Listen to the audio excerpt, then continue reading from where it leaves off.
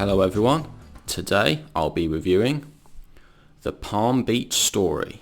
So The Palm Beach Story came out in 1942 and was directed by Preston Sturges, and this film stars Claudette Colbert and Joel McCrea.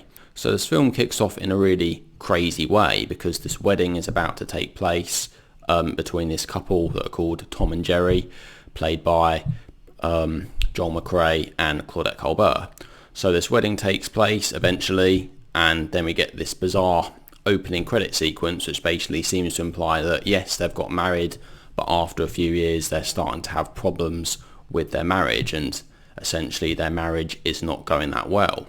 So Joel McCrea, he plays a character called Tom, as I said, and Tom, he's an inventor, and what he wants to do, he wants to invent this new airport which is essentially floating above the city on this weird fishnet type thing. But in order to do this, he needs a lot of money. He needs about $99,000, in fact. However, his wife, Jerry, played by Claudette Colbert, she is always spending lots of money, and the two of them start to think that maybe their relationship isn't really going to work out, and maybe they shouldn't be together after all. Jerry, she heads off to Palm Beach in order to get a divorce. So she sets off on this train, and then we get this really mad, crazy sequence where on the train she meets some members of an ale and quail club, and these guys are absolutely crazy because they spend their time getting drunk and shooting up the train, and we get these really crazy sequences where these guys are marching around the train with their guns. So Jerry, she heads off to a different part of the train where she meets this multi-millionaire man who is apparently one of the richest men on earth, and is played by Rudy Vallee, and is named John D. Hackensack III. I suppose is some sort of reference to John D. Rockefeller. Anyway, the two of them get on absolutely really well, and then they get off the train and they find out that actually Tom has been chasing after Jerry, sort of trying to convince her to come back. So then we get this really confusing sequence of mistaken identity where essentially they pretend that Tom is actually Jerry's brother called Captain McCrea. And then we're introduced to John D. Hackensack's sister, who is played by Mary Astor. Mary Astor's character falls in love with Joel McCrea's character. So it's slightly confusing, can be quite difficult to keep up with if you're not watching the film properly. But, you know, it's just really enjoyable stuff and is quite good fun to see how things turn out. This rich multi-millionaire, he wants to give Jerry some money in order for her to help her husband with his invention ideas, and then we get these really crazy sequences as the film goes on and on. Now I won't really say much more because I'm probably already confusing you with what I've been saying, but this is quite a wacky, crazy film, and I think really Joel McCrea in particular, he really plays the straight man in this film, where he's seeing all these weird events happen around him with these characters who are almost larger than life, and he's sort of taken a back seat and sort of just watching things happen, and it's almost sort of similar to us as we're watching the film.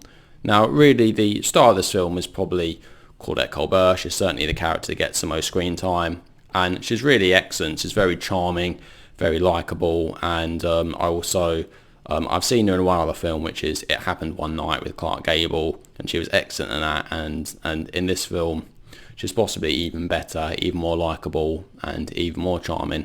I have to say, as I mentioned with Joel McCrea, I feel like he doesn't quite get as much screen time, and yeah, his presence on screen isn't quite as strong in this film, and it might just be to do with his character. His character isn't really quite as interesting. He's almost an observer in this film with the things that are happening. However, the other performances in this film are fantastic. Rudy Vallee as John D. Hackensack is absolutely excellent. He has some very funny dialogue and some very interesting lines, and is one of those characters who is always talking non-stop and seems to have ideas after ideas and always has things to say. And then Mary Astor is his sister, is a bit even more crazy and over the top and quite loud, and yeah, she's a very memorable character in this film. So I've also seen one other film which was directed by Preston Sturges, which is Sullivan's Travels, and that also had Joel McCrea in as well as Veronica Lake. And that was an excellent film because it had a really nice message to it and was quite a simple, straightforward film with some silly bits mixed in. This film, I think, is even more crazier and even more over the top. And I have to admit that probably during the first sort of 20 minutes, half hour of this film, it was slightly boring, and it did actually take a while to get going, and it wasn't that interesting towards the start. I did find that Joel McCrea and Claudette Colbert didn't really seem to have that much chemistry on screen. However, once we get onto scene on a train, and then we finally get to Palm Beach and meet some more characters, the film really picks up and it really gets a lot more interesting, and really the second half of the film really makes up for what was lacking in the first half of the film. And after watching it, looking back on it, I think I really enjoyed it, and it was a really good fun film that doesn't take itself too seriously and has excellent characters, brilliant performances, and just an excellent story.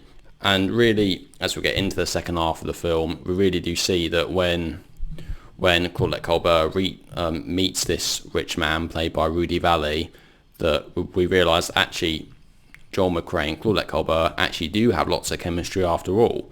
We especially see this in the second half when they meet up again and they have some scenes together. We really do believe that, yes, they should be together, which is why I think the film works so well. The ending of this film is particularly crazy. Basically, towards the end, I won't spoil it too much, but towards the end everything is revealed, and as soon as everybody seems to know what's going on, something else is revealed and the film ends just like that. And it's a really crazy ending, and it's one of those endings which sort of is similar to the start of the film.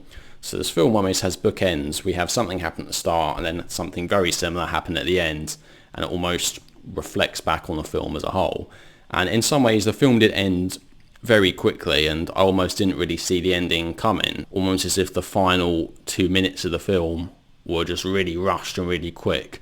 But in a way it actually really works, because the whole film is fast paced and a lot of the dialogue is quite fast paced, and everything does happen so quickly, even if the start of the film is quite slow. So overall I think The Palm Beach Story, it's an excellent comedy film. It has lots of laughs along the way, very light-hearted, very easygoing, and just a very easy watching film, to be honest. Not the best comedy of all time, but definitely when you look at the films in this era, I think it is a standout film, and Claudette Colbert is particularly excellent in it, and yeah, she's excellent charisma on screen. So overall I'm going to give The Palm Beach Story a rating of 9 out of 10. I certainly recommend this film if you enjoy classic comedy films and you want, you know, some easy watching film where you can have some laughs on the way, and just a film with interesting characters and an interesting story. One thing I should mention, actually, I don't normally do this, but I would really like to show you the cover of the Blu-ray behind me. So if you can see this is an excellent Blu-ray cover. We have Claudette Colbert's character on the train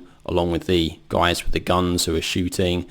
Then we have Joel McCrea's character on the plane on the way there with some flowers, and then we have Rudy Vallee's character, the millionaire, in the boat.